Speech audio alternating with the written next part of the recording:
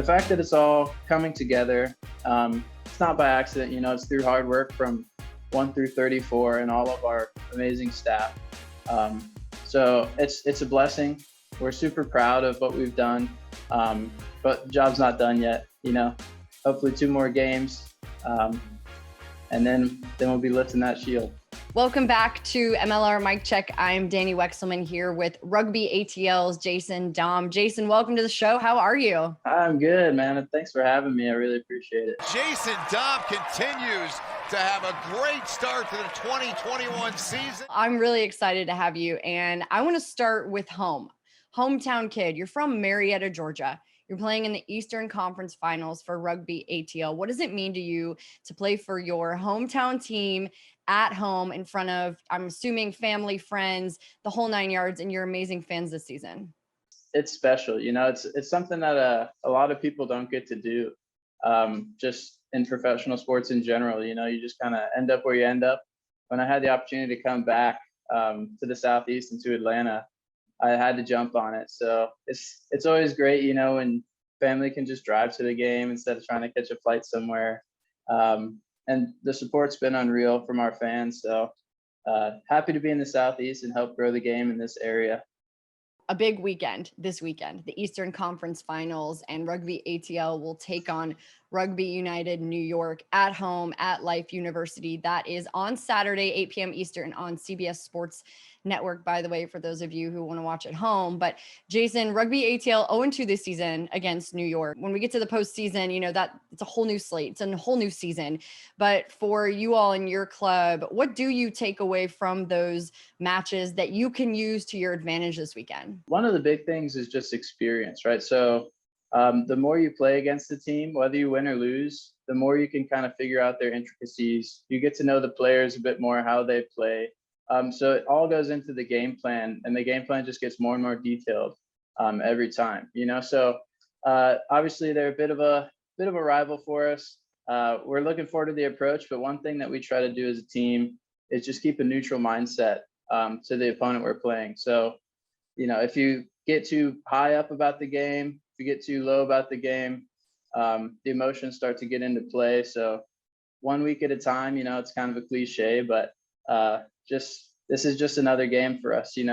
It's obviously a big deal because it's the Eastern Conference Finals, but if you buy into the hype within your preparation, then it can affect the outcome. 11-5 in the regular season, plus 99 point difference for Rugby ATL. What have been some of the pillars to success that have helped define this team this season? I think one thing that this team has done really well is define our culture. So last year, it was technically our first year, but when you only play 5 games and you're only together for 3 months, it's kind of hard to set the culture for a club. And this year, we figured ourselves out along the way. We started 2 and 3. We learned what worked for us, what didn't, what worked for us, in our HQ and what didn't. So our culture really defines how we approach everything. That pace mentality is our approach to everything in the game. So that's great. I mean, we have a great group of leaders. It's nice when you don't just have a captain, you have a captain and a co-captain, but you also have guys who can fill that role. Whatever happens on the pitch, it's nice to have a team full of leaders, if that makes sense. Obviously, it's been paying off for you guys all season long with so many different people able to play so many different roles for your team. And I wanted to ask about HQ because I hear a lot about HQ, but I never actually asked, obviously, headquarters, I'm assuming what that stands for. HQ is very specific to you guys. You guys always refer to it as HQ. Like, give me a little more detail about that. It's like our home, I mean, this is where we eat. This is where we have our meetings. This is where we gym. This is where we have like our, line out sessions and we have our mini field sessions here. So it's our home base. It's special to us, and we have our, sayings up on the wall, brick by brick, building this organization and things like that. So it's kind of a place where we can come, not just to work, but to relax and to grow stronger as a unit, if that makes sense. So we're super blessed to have this. I know there are a lot of teams who wish that, they had something like this, and a lot of teams are going to be getting things like this in the future. So it's great to set the standard. A lot of the highlights I watch of you, Jason, the call on the broadcast is incredible. And a lot of times the word strength is used when describing your action and your talent. Can you speak to how you maintain that strength throughout the season? It's actually funny because I'm not like a huge gym rat guy, right? Like I'm not the guy that takes his shirt off at a pool. Like there's other guys on the team who have maybe a little more definition and stuff like that. But we're blessed. We had Matt Giteau as our strength athlete performance guy up until about the midway point of the season, and then we were able to bring in Rado, who's works with the Pumas. So they put us on great plans. Big focus for me is the explosivity. So just doing explosive things and isometrics, things like that, like where you can take a load and then push back instead of just concentrics going through, lifting the weight. So foot strength is also a big thing for me. So it sounds like something that you wouldn't really think about, but if you have like weak feet, then it's hard to get that leg drive through contact. So that strong arch and all the ankle flexibility and all that is it's my secret. Don't tell anybody. I won't tell anybody except for all the people who are about to watch this video. And as a whole, what's impressed you most about MLR's 4th season? The parity. I mean, this year has shown that you can't take any week off, which is exactly what a young league needs to show, right?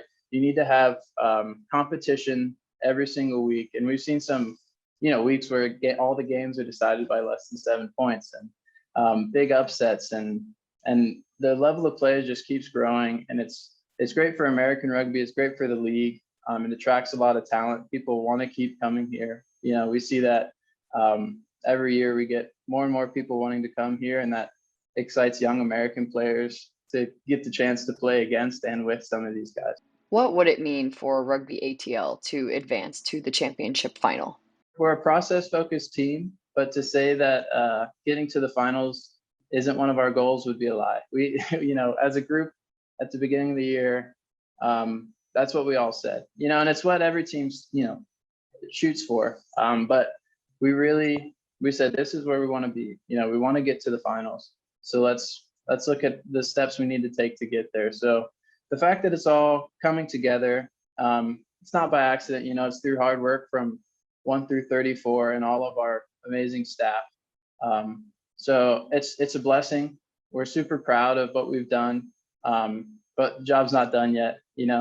Hopefully 2 more games, and then we'll be lifting that shield. One day at a time. Well, I appreciate right. you so much. I want to wish you good luck this weekend and have some fun too. Okay. Yeah, thank you so much. I appreciate the opportunity. Matt Giteau, welcome back to MLR Mic Check. How are you? I'm doing really well, so happy to be here. Congratulations on making it to the Western Conference Finals in LA's inaugural season. You all will take on Utah this weekend, Sunday, 6 p.m. Eastern on CBS Sports Network. And way earlier in the season, you all beat Utah at home. Last week, Utah beat you all on their turf. And I know that the outcomes from the regular season aren't as big of a factor when it comes to the postseason, but what do you take from those 2 matches that were really close, by the way, and use to help you get prepared for this weekend? Well, I think obviously they've improved a lot. The first time that we played them was earlier in the season. This time when we faced them was obviously at the back end of the season. So as a team, they've grown a lot. Their attack has improved, immensely. And I think defensively, they've been quite strong. So on the weekend, we found it difficult to break them down and to get the victory, but it was still, a hard-fought game. And there was still some confidence that we can take out of that performance. I know we're in the middle of the week. You guys are prepping for this match. What does prep look like this week? Yeah, it's semi-final football. It's do or die. So obviously a lot of intensity around training, a lot of detail that we're trying to get our heads across, but also enjoying it. Not a lot of teams. There's only 4 teams that get the experience to be here. And so we want to enjoy the week as well. So we're trying to do the most, do both parts, have it intense, but also enjoy it while we can. What are some of the things you guys do as a team to maybe keep it a little bit lighter? We played a bit of cricket. So we've got Aussie week this week. So we've had different times when different nationalities for different weeks. So you've got Tongan week, Samoan week, Fijian week. This week's been Australian week. So we played some cricket, sausage rolls, tried some Aussie slang tests with the American boys. So just try and do things like that. When you get to the conference finals, when you get to a weekend like this, in your eyes, what is the most important key to success? Discipline, I think. I think obviously if you give away a lot of penalties, you take a lot of pressure off the opposition. So they've got a really good set piece. They've got a great goal kicker. They've got a very dangerous team. So the amount of times that we can limit those opportunities for them will obviously help us out immensely. So discipline's probably a big one that we're focusing on. Home field advantage, Matt, how big of a deal is that for LA? I think it's big for everyone. You sleep in your own bed. You got the comforts of everything that you used to. There's no real excuses as far as preparation goes. So it was something that we targeted early in the season, to try and push for that home semi-final. We've got it. So obviously there's no excuses now. We've just got to go out and perform. Can you just speak to the season as a whole in MLR and what's impressed you the most about everything? The whole experience has been amazing. Seeing the competition grow, the teams getting better and better. Obviously, at the start of the season, things weren't flowing as well for everyone because of COVID, so preparation was compromised a little bit. But as the season's grown, you've really seen how tough this competition is. The MLR, it's a tough competition that players, even not in America, I've got people back in Australia that are talking about it, that are interested in it. So, I'm excited about the potential that rugby has in the United States, and hopefully it continues to grow. What would it mean to LA in their inaugural season, to you in your inaugural season, to make it to the championship final? Everything. I think that's why we play. And it will be the same for Utah and the other two teams as well, obviously in the Eastern Conference. But the whole goal is to win this thing. At the start of the season, I'm sure every team, if you ask them what their goal was, it was to win. So for us, it's no different, but it starts with this weekend. We put in a good performance. Hopefully, that'll put us into the final. So, but for me, from a personal point of view, I signed here just on one season, so I'll be giving it everything I can. So hopefully we'll be there. Matt, I know in your eyes, nothing has been won yet, but congratulations on making it to the Western Conference Finals and good luck this weekend against Utah.